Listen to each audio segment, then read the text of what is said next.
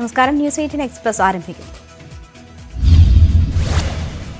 സർവകലാശാല നിയമനങ്ങളിൽ സ്വജന പക്ഷപാതമെന്ന് ഗവർണർ ആരിഫ് മുഹമ്മദ് ഖാൻ. പ്രിയ വർഗീസിന് യോഗ്യതയില്ലെന്ന് പ്രഥമ ദൃഷ്ട്യാ വ്യക്തം. അധികാരത്തിലിരിക്കുന്നവരുടെ ബന്ധുക്കൾക്ക് നിയമനം നൽകുന്നു. താൻ രാഷ്ട്രീയത്തിനെതിരല്ല, എന്നാൽ രാഷ്ട്രീയ നേതാക്കളുടെ തെറ്റുകൾ ചൂണ്ടിക്കാട്ടുമെന്നും ഗവർണർ. പ്രതികരണം News18 കേരളം എഡിറ്റർ പ്രദീപ് പിള്ളയ്ക്ക് അനുവദിച്ച പ്രത്യേക അഭിമുഖത്തിൽ. What has led me to stay the appointment?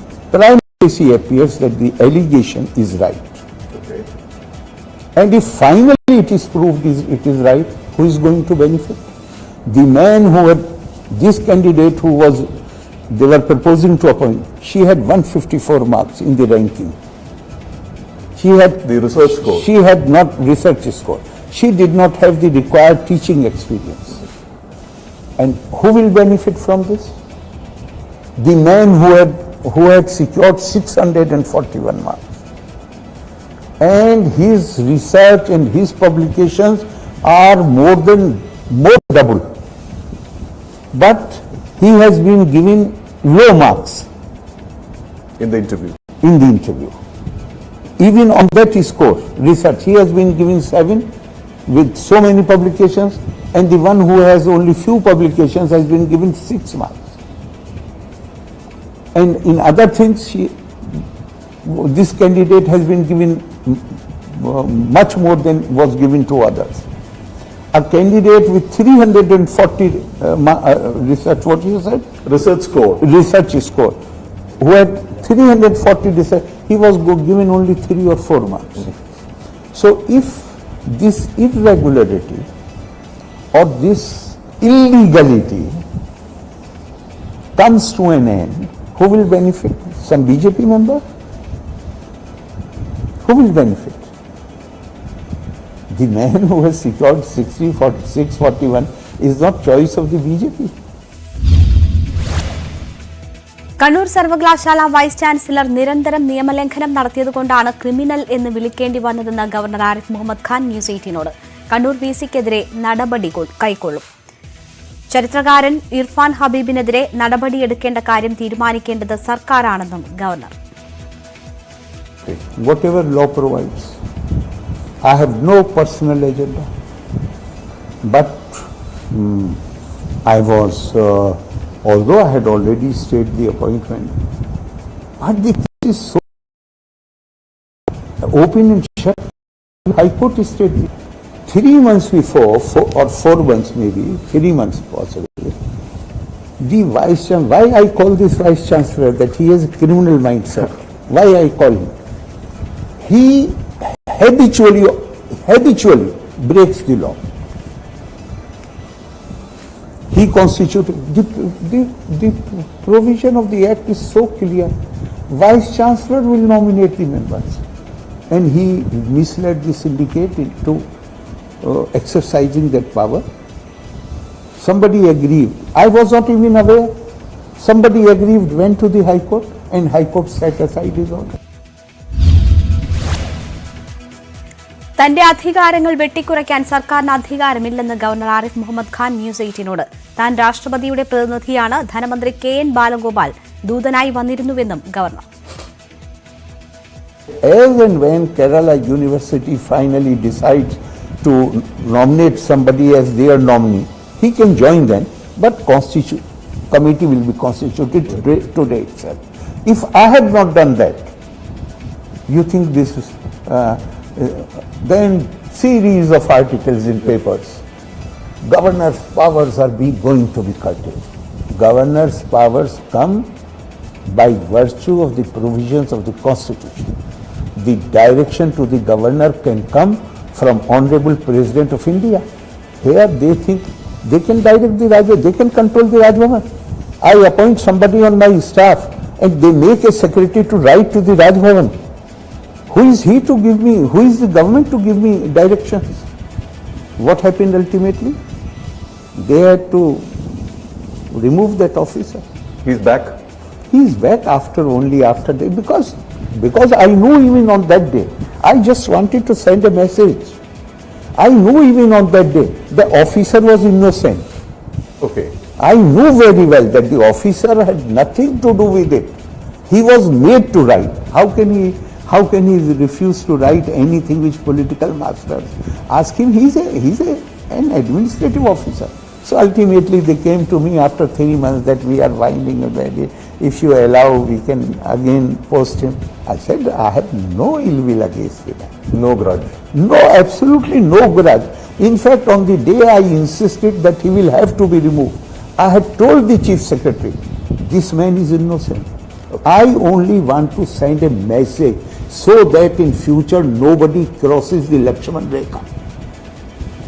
Nobody in the state has a right to give any direction to me. It should be clear to one and all.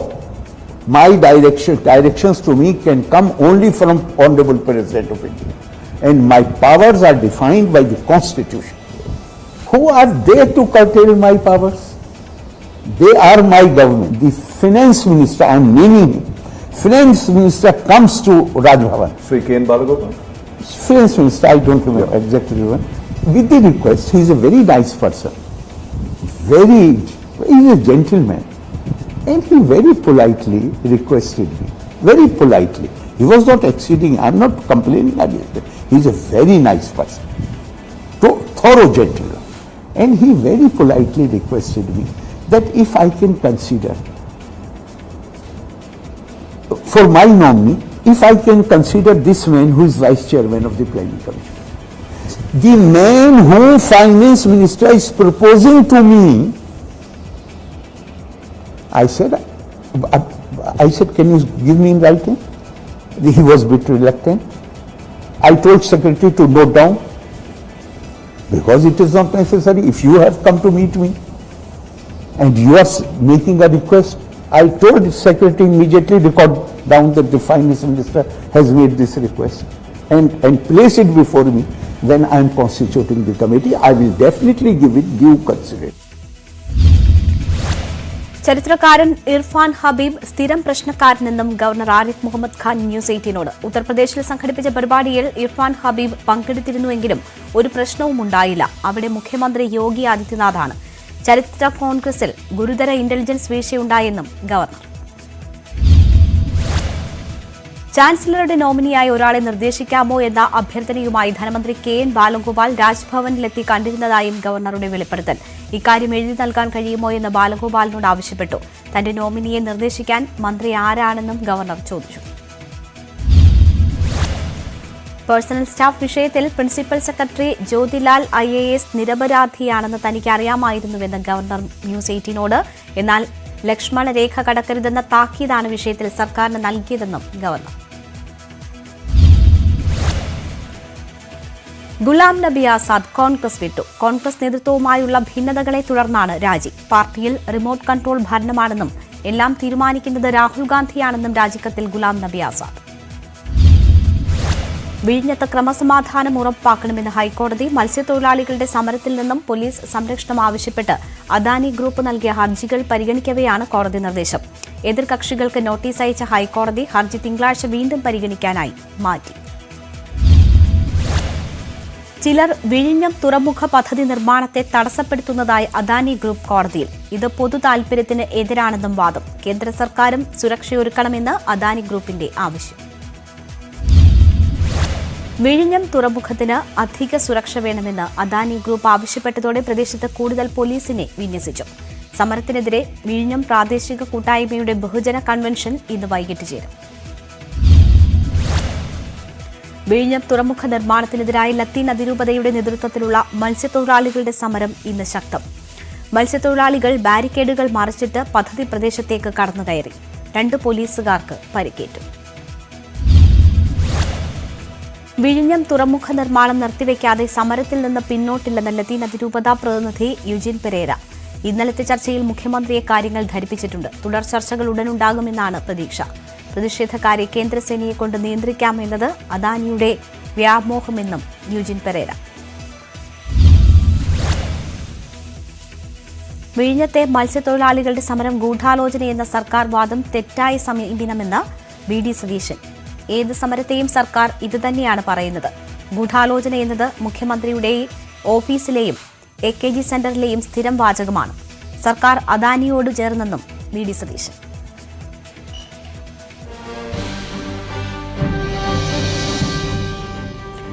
CPM അടിയന്തര സംസ്ഥാന സമിതി യോഗം തിങ്കളാഴ്ച നടക്കും. ഞായറാഴ്ച സംസ്ഥാന സെക്രട്ടേറിയറ്റും യോഗം ചേരുന്നുണ്ട്. ജനറൽ സെക്രട്ടറി സീതാറാം യെച്ചൂരിയും PB അംഗം പ്രകാശ് കാരാട്ടും പങ്കെടുക്കും. സംഘടനാ തലപ്പത്ത് ക്രമീകരണങ്ങൾ ആലോചിക്കാനാണ് യോഗങ്ങൾ. VV അരുൺ വിവരങ്ങളുമായി ചേരുകയാണ്. അരുൺ, ഏത് സാഹചര്യത്തിലാണ് അടിയന്തര യോഗങ്ങൾ വിളിച്ചിട്ടുള്ളത്?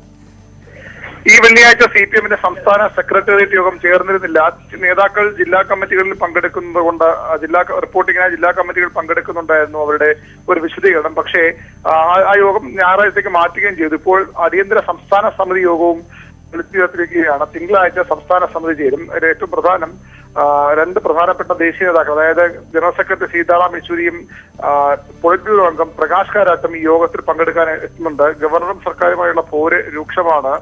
സർക്കാരിന്റെ പ്രവർത്തനം മുന്നോട്ട് പോകാൻ കഴിയാത്ത തരത്തിലുള്ള തടസ്സങ്ങൾ രാജ്ഭവനിൽ ഉണ്ടാകുന്നുവെന്ന വിലയിരുത്തൽ CPMനുണ്ട്. അത് പ്രധാനപ്പെട്ട ഒരു ചർച്ചാ വിഷയം മാറും. മറ്റൊന്ന്, സംഘടനാ തലത്തിൽ ചില ക്രമീകരണങ്ങൾ CPM കൊണ്ടുവന്നേക്കും. സംസ്ഥാന സെക്രട്ടറി കോടിയേരി ബാലകൃഷ്ണന്റെ ആരോഗ്യ സ്ഥിതി പാർട്ടി പരിഗണിക്കുന്നുണ്ട്.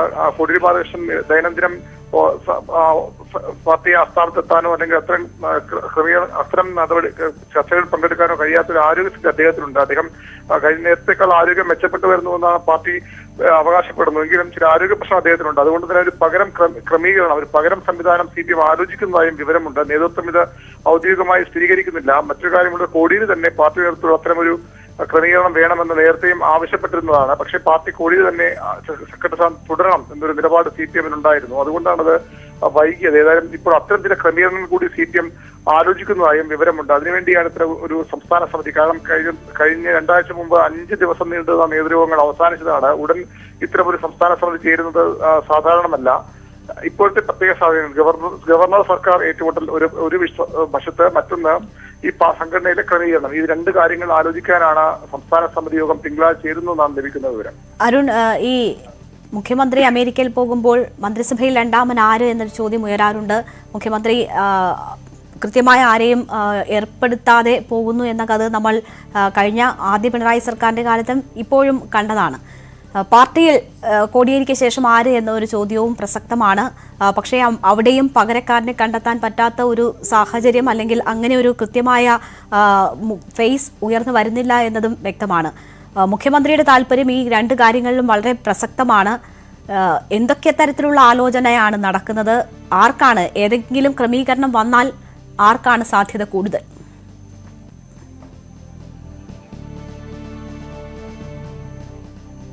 ശരി, VV അരുണാണ് വിവരങ്ങൾ നൽകിയത്. എന്തായാലും അടിയന്തരമായാണ് യോഗം ചേരുന്നത്. CPM സംസ്ഥാന സമിതി യോഗം തിങ്കളാഴ്ചയും ഞായറാഴ്ച സംസ്ഥാന സെക്രട്ടേറിയറ്റുമാണ് ചേരുന്നത്.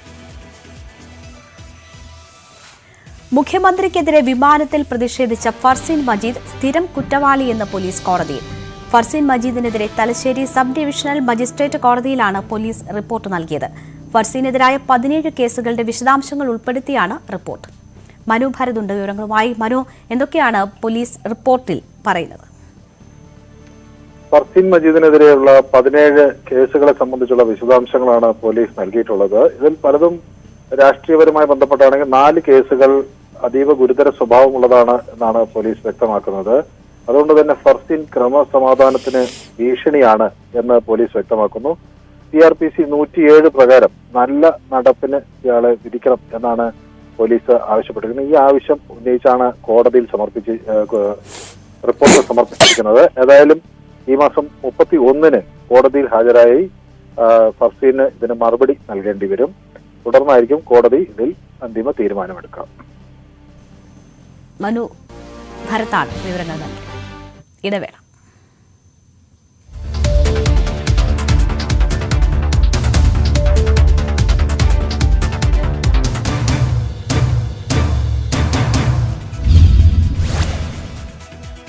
പാലക്കാട് യുവാവിനെ കൊന്ന് പുഴയിൽ തള്ളി. തത്തമംഗലം സ്വദേശി 20-കാരനായ സുബീഷാണ് കൊല്ലപ്പെട്ടത്. യാക്കരപ്പുഴയുടെ സമീപത്തു നിന്നുമാണ് മൃതദേഹം കണ്ടെത്തിയത്.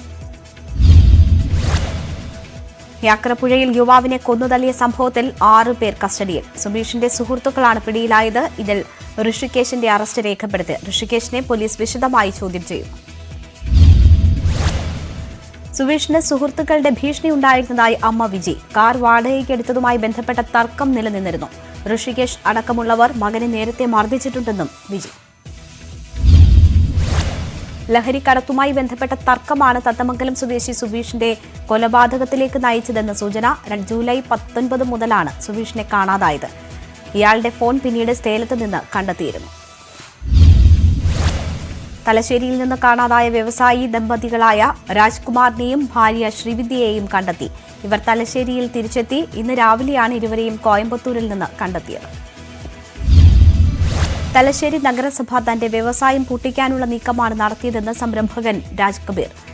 വ്യവസായ മന്ത്രിയുടെ പിന്തുണ ലഭിച്ചാൽ സ്ഥാപനം തുറന്ന് പ്രവർത്തിക്കാനാകും. മറ്റൊരു മാർഗവുമില്ലാത്തതിനാലാണ് നാടുവിട്ടതെന്നും രാജ് കബീർ.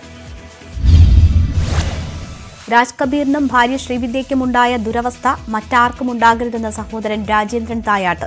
ശ്രീവിദ്യയെപ്പോലെയുള്ള വനിതാ സംരംഭകരെ തദ്ദേശ സ്ഥാപനങ്ങൾ പ്രോത്സാഹിപ്പിക്കുകയാണ് വേണ്ടത്. മടങ്ങിയെത്തിയ ശേഷം വ്യവസായം നല്ല രീതിയിൽ കൊണ്ടുപോകാൻ കഴിയുമെന്നാണ് പ്രതീക്ഷയെന്നും രാജേന്ദ്രൻ. തലശ്ശേരി നഗരസഭയെ തള്ളി വ്യവസായ മന്ത്രി പി രാജീവ്. ചില ഉദ്യോഗസ്ഥർ സംശയത്തിന്റെ കണ്ണട ഉറപ്പിച്ചു വയ്ക്കുന്നു. ഇതിലൂടെ കുഴപ്പങ്ങളാണ് ആദ്യം നോക്കുന്നത്. അത് മാറ്റി വിശ്വാസത്തിന്റെ കണ്ണട വയ്ക്കണമെന്ന് മന്ത്രി. മുഖ്യമന്ത്രിയുടെ IT വകുപ്പിൽ നടന്നത് വൻ അഴിമതിയെന്ന് PC George. M Sivasankar, Faris Aboobacker, Veena Vijayan എന്നിവർക്ക് അഴിമതിയിൽ പങ്കുണ്ടെന്ന് സംശയിക്കുന്നു. ഇത് സംബന്ധിച്ച തെളിവുകൾ എൻഫോഴ്സ്മെന്റ് ഡയറക്ടറേറ്റിന് കൈമാറുമെന്ന് ജോർജ്. ചരിത്ര നിയോഗവുമായി താഹിറ UAEയിൽ നിന്ന് നാട്ടിലെത്തി. 2 വർഷം മുൻപ് കോവിഡ് ബാധിച്ച് മരിച്ച കന്യാകുമാരി സ്വദേശി രാജ്കുമാർ തങ്കപ്പന്റെ ചിതാഭസ്മവുമായാണ് കോഴിക്കോട് സ്വദേശി താഹിറ കല്ലുമുറിക്കൽ എത്തിയത്. പുലർച്ചെ തിരുവനന്തപുരം വിമാനത്താവളത്തിലെത്തിയ താഹിറ കന്യാകുമാരിയിലെ അരുമനയ്ക്ക് സമീപത്തെ കുഴച്ചലിലെ വീട്ടിലെത്തി. ചിതാഭസ്മം രാജ്കുമാർ തങ്കപ്പന്റെ മകന് കൈമാറി. 1 മാസത്തിലധികം നീണ്ട പ്രയത്നത്തിനൊടുവിലാണ് ചിതാഭസ്മം നാട്ടിലെത്തിക്കാൻ കഴിഞ്ഞതെന്ന് താഹിറ. നടപടികൾ പൂർത്തിയാക്കാൻ ഇന്ത്യൻ കോൺസുലേറ്റിന്റെയും സുഹൃത്തുക്കളുടെയും വലിയ പിന്തുണയാണ് ലഭിച്ചത്. കോട്ടയം സ്വദേശിയായ സിജോ പോൾ 2 വർഷത്തോളം ചിതാഭസ്മം സൂക്ഷിച്ചു. ദൌത്യം ഏറ്റെടുക്കാനായതിൽ സന്തോഷമുണ്ടെന്നും താഹിറ.